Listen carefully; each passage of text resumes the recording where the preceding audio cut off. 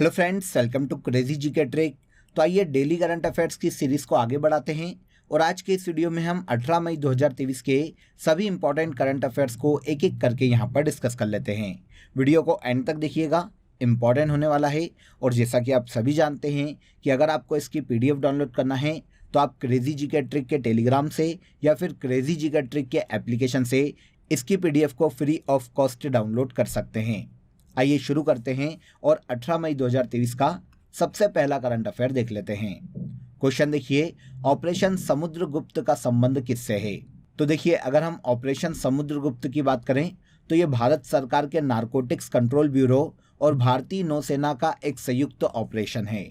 Answer B हो जाएगा। अब देखिए, जहां पर नारकोटिक्स कंट्रोल ब्यूरो इन्वॉल्व हुआ तो समझ जाइए कि नशीले पदार्थ की जब्ती से इसका कोई ना कोई लेना देना है। तो ऑपरेशन समुद्रगुप्त हाल ही में सुर्खियों में रहा है क्योंकि इन दोनों संस्थाओं ने, मतलब नारकोटिक्स कंट्रोल ब्यूरो और भारतीय नौसेना ने मिलकर कोच्चि के समुद्री तट से देखिए 15,000 करोड़ रुपए मूल्य का 2700 किलोग्राम नशीला पदार्थ जब्त किया है। तो ये जो ऑपरेशन दोनों संस्थाओं के द्वारा चलाया गया है, ये नशीले पदार्थ की जब्ती के लिए ही चलाया गया है। इसकी शुरुआत देखिए 2022 में की गई थी। 2022 में समुद्री रास्तों से होने वाले नशीले पदार्थों की तस्करी को रोकने के लिए ऑपरेशन समुद्रगुप्त को शुरू किया गया था, जो कि नारकोटिक्स कंट्रोल ब्यूरो और भारतीय नौसेना का एक संयुक्त ऑपरेशन है। यहाँ पर हम बात करते हैं नारकोटिक्स कंट्रोल ब्यूरो की। ड्रग्स तस्करी से लड़ने के लिए और अवैध पदार्थों के दुरुपयोग के लिए यह भारत सरकार की एक खुफिया एजेंसी है जो कि ड्रग तस्करी को कंट्रोल करने का काम करती है। इसकी स्थापना देखिए 17 मार्च 1986 को की गई थी और वर्तमान में सत्यनारायण प्रधान इस संस्था के डायरेक्टर जनरल है। तो operation Samudragupta narcotics control bureau और भारतीय नौसेना का एक जॉइंट ऑपरेशन है जो कि समुद्र के रास्ते अवैध नशीले पदार्थों की जो तस्करी होती है उसे खत्म करने के लिए या उसे रोकने के लिए लाया गया है।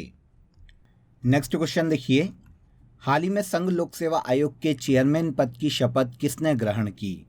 तो देखिए, संघ लोक सेवा आयोग, जिसे UPSC के नाम से जाना जाता है, इनके वर्तमान में चेयरमैन डॉक्टर मनोज सोनी है। हाल ही में देखिए, डॉक्टर मनोज सोनी को UPSC के चेयरमैन पद की शपथ आयोग के ही देखिए सीनियर मेंबर स्मिता नागराज ने दिलवाई है। वैसे मनोज सोनी देखिए काफ़ी पहले से, मतलब 5 अप्रैल 2022 से ही संघ लोक सेवा आयोग के अध्यक्ष का पद संभाल रहे थे और अब जाकर इन्हें संघ लोक सेवा आयोग के अध्यक्ष की शपथ दिलवाई गई है। डॉक्टर मनोज सोनी देखिए 2017 में आयोग के सदस्य नियुक्त हुए थे और 2022 में ये UPSC के अध्यक्ष बन गए थे। हाल ही में डॉक्टर मनोज सोनी ने UPSC के अध्यक्ष पद की शपथ ली है। अब देखिए, यूनियन पब्लिक सर्विस कमीशन, मतलब UPSC की अगर हम बात करते हैं तो ये भारत के संविधान द्वारा स्थापित एक संवैधानिक निकाय है। भारतीय संविधान के देखिए भाग 14 में आर्टिकल 315 से लेकर 323 तक UPSC और PSC नाम की संस्थाओं का उल्लेख किया गया है। यह संस्था भारत सरकार के लोक सेवा के पदाधिकारियों की नियुक्ति के लिए परीक्षाओं का संचालन करने वाली संस्था है। सबसे पहली बार देखिए इस संस्था की स्थापना भारत शासन अधिनियम 1919 के तहत 1 अक्टूबर 1926 को की गई थी। तो संस्था का जो गठन है वो 1 अक्टूबर 1926 को किया गया था। सबसे पहली चीज़ तो ये याद रखिए, आगे चलकर 1935 के भारत शासन अधिनियम के द्वारा 1937 में इसका नाम बदल के फेडरल लोक सेवा आयोग कर दिया गया था। आगे चलकर 26 जनवरी 1950 को जब भारत का संविधान लागू किया गया तो संविधान को लागू करते से ही फेडरल पब्लिक सर्विस कमीशन को यूनियन पब्लिक सर्विस कमीशन कर दिया गया। तब से लेकर आज तक ये एक संवैधानिक संस्था बन गई जिसे यूनियन पब्लिक सर्विस कमीशन के नाम से जाना जाता है। वर्तमान में इसके अध्यक्ष डॉक्टर मनोज सोनी हैं।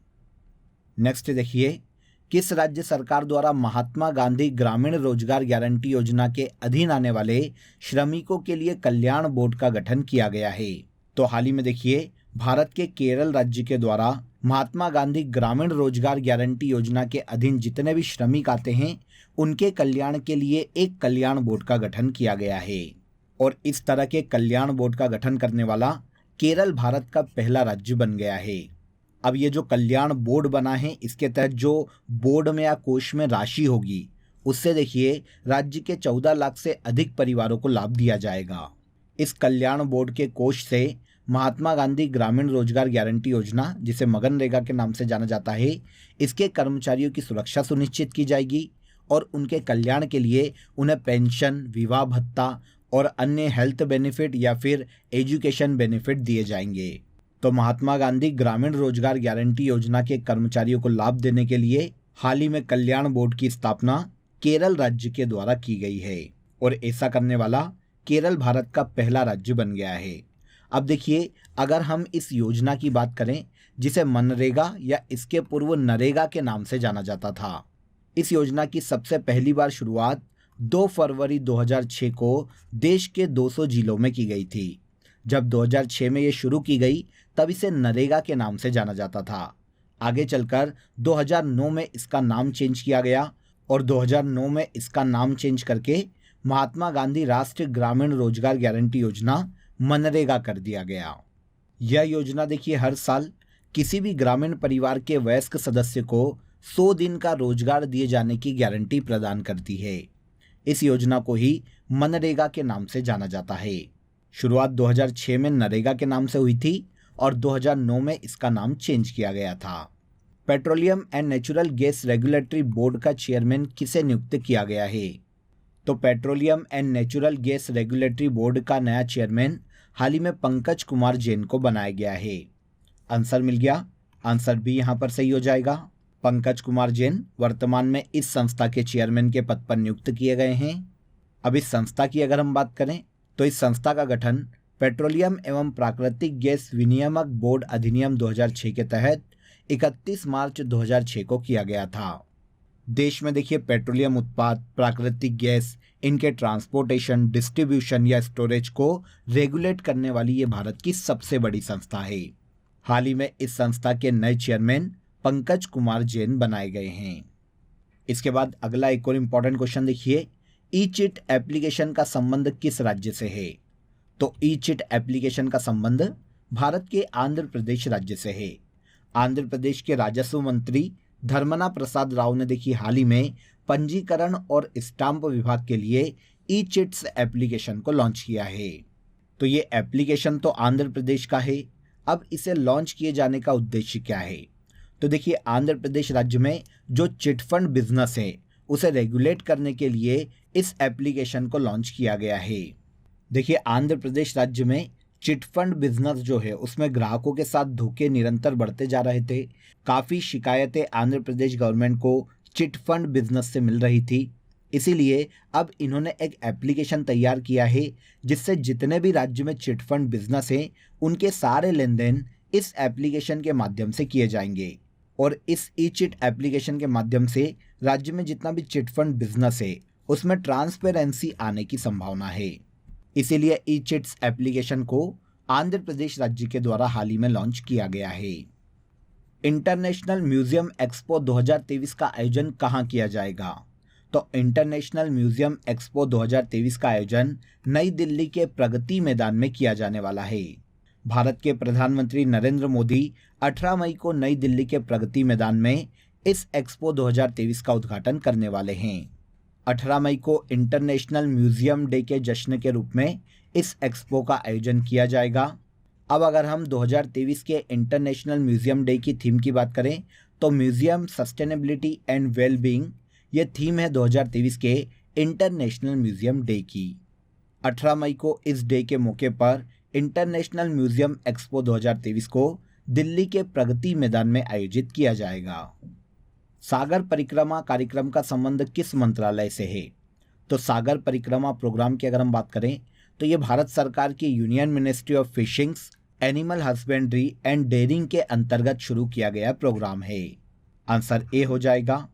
अब अगर हम बात करें कि सागर परिक्रमा प्रोग्राम किससे रिलेट करता है, अभी सुर्खियों में क्यों है, तो देखिए 17 मई 2023 को सागर परिक्रमा के 5वें चरण की शुरुआत महाराष्ट्र के रायगढ़ से की गई है। इस कार्यक्रम के 5वें चरण में महाराष्ट्र और गोवा के 6 स्थानों को शामिल किया जाएगा। अब इसका उद्देश्य क्या है? तो देखिए, इसका मुख्य उद्देश्य मत्स्य पालन से संबंधित विभिन्न योजनाओं और कार्यक्रम के बारे में प्रचार प्रसार करना और समुद्री जैव विविधता को संतुलित बनाए रखते हुए मत्स्य पालन को बढ़ावा देना है। साथ ही साथ समुद्री पारिस्थितिक तंत्र की सुरक्षा करना भी इस कार्यक्रम का मुख्य उद्देश्य है। इस कार्यक्रम की सबसे पहली बार शुरुआत मार्च 2022 में गुजरात के मांडवी से की गई थी। मार्च 2022 में गुजरात के मांडवी से ये शुरू हुआ और 6 मार्च 2022 को गुजरात के पोरबंदर पर इसका समापन किया गया था। अब हाल ही में इसके 5वें चरण की शुरुआत की गई है, इसीलिए सागर परिक्रमा प्रोग्राम अभी सुर्खियों में है। आगे आ जाते हैं, वर्ल्ड टेलीकॉम डे कब मनाया जाता है? तो देखिए, पूरे वर्ल्ड में वर्ल्ड टेलीकॉम डे 17 मई को मनाया जाता है। टेलीकॉम डे को ही टेलीकम्युनिकेशन डे के नाम से भी जाना जाता है, कंफ्यूज मत होइएगा। तो वर्ल्ड टेलीकम्युनिकेशन या वर्ल्ड टेलीकॉम डे 17 मई को मनाया जाता है। अब मनाया क्यों जाता है, इसका उद्देश्य क्या है? तो देखिए, इंटरनेट और संचार के जितने भी साधन हैं उसके प्रति लोगों को जागरूक करने के उद्देश्य से, समाज पर उसका क्या इफेक्ट पड़ता है इसके प्रति लोगों को जागरूक करने के उद्देश्य से पूरे वर्ल्ड में 17 मई को world telecommunication and information society day के रूप में मनाया जाता है। 2023 में empowering the least development countries through information and communication technologies world telecommunication day की थीम है। हर साल ये डे 17 मई को मनाया जाता है। शुरुआत की बात करें कि शुरुआत कब हुई थी, तो इस डे को मनाए जाने की शुरुआत 1969 में की गई थी। 17 मई इसलिए दिन चुना गया क्योंकि 17 मई 1865 को इंटरनेशनल टेलीकम्युनिकेशन यूनियन की स्थापना की गई थी। तो इस डे को मनाए जाने की शुरुआत 17 मई 1969 को की गई थी और तब से लगातार हर साल ये डे मनाया जा रहा है। किस कंपनी ने Watson x AI platform launch किया है? तो देखिए, वॉटसन एक्स AI प्लेटफॉर्म को हाल ही में IT कंपनी IBM के द्वारा लॉन्च किया गया है। IBM ने हाल ही में इस डेटा प्लेटफॉर्म को लॉन्च किया है जो कि सभी देशों को अपने बिजनेस में AI का यूज़ करने में सक्षम बनाता है। IBM के बारे में आपने काफ़ी बार सुना होगा। ये एक IT कंपनी है फ्रेंड्स, जिसकी स्थापना 16 जून 1911 को की गई थी और इसका मुख्यालय USA के न्यूयॉर्क में स्थित है। Watson x AI digital platform या डेटा प्लेटफॉर्म को हाल ही में IBM के द्वारा लॉन्च किया गया है। इसके बाद आज का सबसे लास्ट क्वेश्चन देखिए, भारतीय सेना ने किस राज्य में संयुक्त बाढ़ राहत अभ्यास जल राहत का आयोजन किया? तो देखिए, जॉइंट फ्लड रिलीफ एक्सरसाइज जल राहत का हाल ही में आयोजन भारत के असम राज्य में किया गया है। भारतीय सेना की गजराज कोर ने मंगलवार को असम के मानस नदी पर इस संयुक्त सैन्य अभ्यास का आयोजन किया है। इस अभ्यास में देखिए, भारत की अलग अलग सैन्य बल शामिल हुए थे, जैसे SSB, राष्ट्रीय आपदा प्रतिक्रिया बल, राज्य आपदा प्रतिक्रिया बल, जिला आपदा प्रबंधन प्राधिकरण और अलग अलग पुलिस प्रतिनिधियों ने इस सैन्य अभ्यास में संयुक्त रूप से भाग लिया था। अब इसे आयोजित किए जाने के उद्देश्य की या पर्पस की अगर हम बात करें तो देखिए, भारत में कहीं भी प्राकृतिक आपदाओं से निपटा जा सके। सामान्यतः प्राकृतिक आपदा के रूप में भारत में अलग अलग क्षेत्रों में सबसे बड़ी जो प्राकृतिक आपदा है वो बाढ़ है। तो इसके जवाब में भारतीय सेना की तैयारियों को और क्षमताओं को और अधिक बढ़ाना जल राहत अभ्यास का मुख्य उद्देश्य था। तो हाल ही में जल राहत संयुक्त बाढ़ राहत अभ्यास का आयोजन असम में मानस नदी पर किया गया है। क्लियर? तो यहाँ पर 18 मई 2023 के जो करंट अफेयर्स पूछे जा सकते थे उनको हमने यहाँ पर डिस्कस किया। अब आइए आज की फैक्ट शीट में हम ऐसी पर्सनालिटीज़ की बात करते हैं जो कि हाल ही के कुछ दिनों में न्यूज़ में रही है अलग अलग कारणों से। आइए देखते हैं। सबसे पहला देखिए, देवदत्त चंद को हाल ही में बैंक ऑफ बड़ौदा का नया मैनेजिंग डायरेक्टर नियुक्त किया गया है। इसके अलावा भारत के सिद्धार्थ मोहंती को भारतीय जीवन बीमा निगम के अध्यक्ष के रूप में नियुक्त किया गया है। भारत के रतन टाटा को ऑस्ट्रेलिया का सर्वोच्च नागरिक सम्मान ऑर्डर ऑफ ऑस्ट्रेलिया से सम्मानित किया गया है। न्यायमूर्ति अपरेश कुमार सिंह को त्रिपुरा हाई कोर्ट का नया मुख्य न्यायाधीश हाल ही में नियुक्त किया गया है। इसके बाद देखिए, राफेल लड़ाकू विमान उड़ाने वाली भारतीय वायुसेना की पहली महिला पायलट शिवांगी सिंह बन गई है, जिन्होंने फ्रांस में बहुराष्ट्रीय अभ्यास ओरियन में भाग लिया और राफेल लड़ाकू विमान को उड़ाया। और ऐसा करने वाली ये भारतीय वायुसेना की पहली महिला पायलट बन गई है। अनंत माहेश्वरी को हाल ही में नेस्कॉम का नया अध्यक्ष नियुक्त किया गया है। इसके अलावा एयर मार्शल संदीप सिंह को राष्ट्रीय सुरक्षा परिषद का सैन्य सलाहकार नियुक्त किया गया। और सबसे लास्ट, राजस्थान की नंदिनी गुप्ता ने फेमिना मिस इंडिया 2023 का खिताब जीत लिया है? इम्पॉर्टेंट है, पूछा जा सकता है, याद रखिएगा। तो यहाँ पर देखिए फैक्ट शीट में हमने कुछ इंपॉर्टेंट पर्सनालिटीज़ को डिस्कस किया। अब आ जाइए हम लास्ट डे मतलब 17 मई 2023 के जो करंट अफेयर्स हमने डिस्कस किए थे उनको एक बार यहाँ पर रिवाइज कर लेते हैं। सबसे पहला देखिए, book the golden years the many Joy of living a good long life किसके द्वारा लिखी गई है? तो यह जो बुक है ये रस्किन बॉन्ड के द्वारा लिखी गई है। कांस फिल्म फेस्टिवल में भारतीय फिल्म ईशान होऊ क्लासिक्स वर्ग में प्रदर्शित की जाएगी। यह भारत के किस राज्य से संबंधित है? तो ईशान होऊ जिसका हाल ही में प्रदर्शन कांस फिल्म फेस्टिवल में किया जाएगा, यह भारत के मणिपुर राज्य की फिल्म है। भारतीय प्रतिस्पर्धा आयोग का नया अध्यक्ष हाल ही में रवनीत कौर को नियुक्त किया गया है। इसके बाद देखिए, सिक्किम राज्य का स्थापना दिवस हर साल 16 मई को मनाया जाता है। भारत के 82वें शतरंज ग्रैंड मास्टर वुप्पला प्रणीत भारत के तेलंगाना राज्य से संबंधित है। स्पेन की सबसे बड़ी फुटबॉल लीग ला लीगा का खिताब हाल ही में FC बार्सिलोना की टीम ने अपने नाम किया है। माई लाइफ एप्लीकेशन का संबंध union ministry of environment, forest and climate change से है। थाईलैंड पैरा बैडमिंटन टूर्नामेंट में किस भारतीय पैरा खिलाड़ी ने 2 स्वर्ण पदक जीते हैं? तो थाईलैंड पैरा बैडमिंटन टूर्नामेंट में भारतीय खिलाड़ी प्रमोद भगत ने 2 गोल्ड मेडल अपने नाम किए हैं। IDMC global report on internal displacement के अनुसार वर्ष 2022 में किस देश में सबसे अधिक आपदा विस्थापन हुआ है? तो इस रिपोर्ट के अनुसार पूरे वर्ल्ड में सबसे ज़्यादा इंटरनल डिस्प्लेसमेंट पाकिस्तान में हुआ है। 50 स्टार्टअप एक्सचेंज प्रोग्राम भारत और बांग्लादेश का संयुक्त प्रोग्राम है। ओके, तो यहाँ पर देखिए 17 मई के जो करंट अफेयर्स हमने डिस्कस किए थे उनको हमने यहाँ पर एक बार रिवाइज कर लिया। अब आप सभी के लिए आज का क्वेश्चन ऑफ द डे है, हाल ही में फेमिना मिस इंडिया 2023 का खिताब किसने जीता है? इंपॉर्टेंट क्वेश्चन है और अगर आपने ये सेशन ध्यान से देखा होगा तो आप इजीली इसका आंसर कमेंट बॉक्स में दे पाएंगे। कमेंट बॉक्स में इस क्वेश्चन का आंसर ज़रूर दीजिएगा कि फेमिना मिस इंडिया 2023 का खिताब हाल ही में किसने जीता है। अगर वीडियो पसंद आया हो तो वीडियो को लाइक और शेयर कर दीजिए, चैनल को सब्सक्राइब कर लीजिए। कल फिर मुलाकात करेंगे नेक्स्ट डे के करंट अफेयर में। तब तक अपना ख्याल रखिए। जय हिंद, जय भारत।